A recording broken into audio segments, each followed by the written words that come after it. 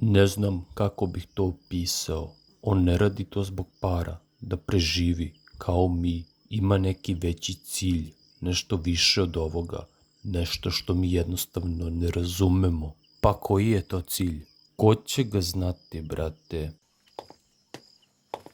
Kapilanu, silazi vamo, Grifa te traži. Ajde pa se vidimo. Gaco, imam osjećaj da će ti Grifa pokazati svoj cilj pre nego što misliš.